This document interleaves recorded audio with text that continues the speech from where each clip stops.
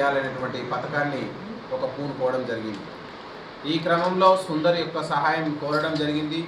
సుందర్ కూడా తాను వాళ్ళని ఎలిమినేట్ చేసేందుకు ఒప్పుకోవడం జరిగింది. ఈ క్రమంలో వీళ్ళని నమ్మించి బయటికి తీసుకురావాలనేటువంటి ఒక పథకాన్ని రచించడం జరిగింది. ఆ పథకంలో భాగంగా వీళ్లకు అంటే బూబా నాగులకి ఏదైనా లోన్ ఇప్పిస్తాను, మీకు కొన్ని గొర్రెలు కానీ కొన్ని పశువులు కానీ ఉన్నట్లు, వాటికి మీరు సపర్యలు చేస్తున్నట్లు, వాటికి మీరు నీళ్లు దాపేటువంటి ఏర్పాట్లు కానీ, వాటిని మేత వేసే ఏర్పాట్లు కానీ, వాటి ద్వారా వచ్చేటువంటి పశువుల పేడ గొర్రెల పెంట వేసే ప్రదేశాలు, వీటన్నిటిని మీరందరూ సేవ చేస్తున్నట్టు ఫోటోలు ఉంటే లోన్ ఈజీగా శాంక్షన్ అవుతుందని నమ్మించి ఎప్పుడైతే 11వ తారీఖు రోజు సాయంత్రం నుంచి దీనికి పథక రచనకి వేగంగా ప్రణాళిక సిద్ధం చేయడం జరిగింది.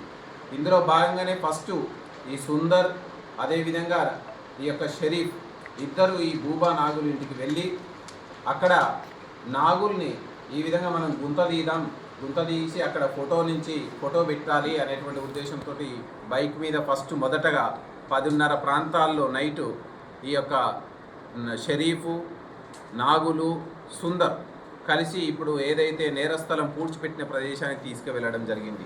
అతన్ని నమ్మించి గుంట తీస్తున్న క్రమంలో నాగులు పారతోటి గుంట తీస్తూ ఉన్నాడు, సుందర్ గడ్డపారతోటి తోముతూ ఉన్నాడు. ఈ క్రమంలో వీరు ప్రణాళికలో భాగంగా తెచ్చుకున్నటువంటి పశువులకు బుధబండగా వాడుతున్నటువంటి కర్రతోటి విచక్షణ రహితంగా అతని మీద దాడి చేయడం, అదేవిధంగా దాడి చేసినటువంటి తదనంతరం అదే గుంతలో అతన్ని పెట్టి పూడ్చేసి మళ్ళీ ఏమి తెలియనట్టుగా బూబా ఇంటికి వెళ్ళడం, మళ్ళీ బూబాను కూడా నమ్మించి కొంత సమయం తర్వాత మీ భర్త అక్కడనే ఉన్నాడు, ఫోటో దిగాలి, నువ్వు కూడా దిగడానికి రండి అని చెప్పి ఆమెని కూడా అదే నేరస్థలానికి తీసుకురావడం. అక్కడికి వచ్చిన తర్వాత ఆమె చూసేసరికి ఎక్కడ భర్త కనిపించకపోవడంతో ఆమె అరవడం. ఈ అరిసే క్రమంలో షరీఫు మరియు సుందర్ ఇద్దరు కూడా ఆమె మీద దాడి చేసి ఆమెను కూడా తలకాయ మీద అదే గుడబండతోటి కొట్టి అదే పక్కన ఉన్నటువంటి రోడ్డు పక్కన ఉన్నటువంటి గుంతలో పూడ్చిపెట్టడం జరిగింది.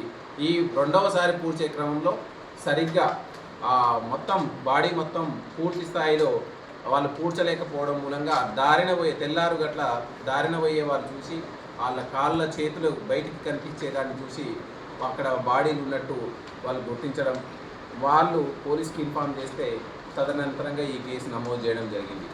ఇందులో పోలీస్ ఇమ్మీడియట్లీ మనం స్విఫ్ట్గా రియాక్ట్ కావడం, 24 గంటల్లోనే కేసు ఛేదించడం, ఎంతటి వారైనా వదిలిపెట్టే సమస్య లేదు అనేటువంటిది ఒక గట్టి సిగ్నల్స్.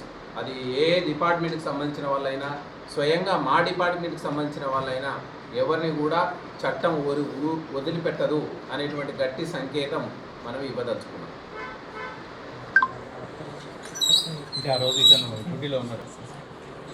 ఆ రోజు అతను డ్యూటీలోనే ఉన్నాడు. ఇప్పుడు ఈ నేరం జరిగినప్పుడు కూడా ఆ పరిసర ప్రాంతాల్లోనే మనకి హెల్ప్ చేస్తున్నట్టు నాటకం ఆడినాడు. ఈ సుందర్ కూడా అక్కడనే ఉండడం జరిగింది.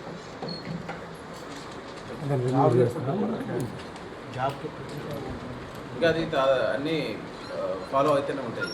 జాబ్కి ఎప్పుడు వచ్చింది సార్ ఎంట్రీ? 2024 డిసెంబర్. ఇప్పుడు మెయిన్గా ఏంటంటే ఫైనాన్షియల్ ఇవ్వడంతో ఆమెతోటి పరిచయం ఏర్పడి ఆమెతోటి సాన్నిహిత సంబంధం ఏర్పడడం, సో ఆమెతోటి ఇంటిమసీ కూడా ఏర్పడడం జరిగింది.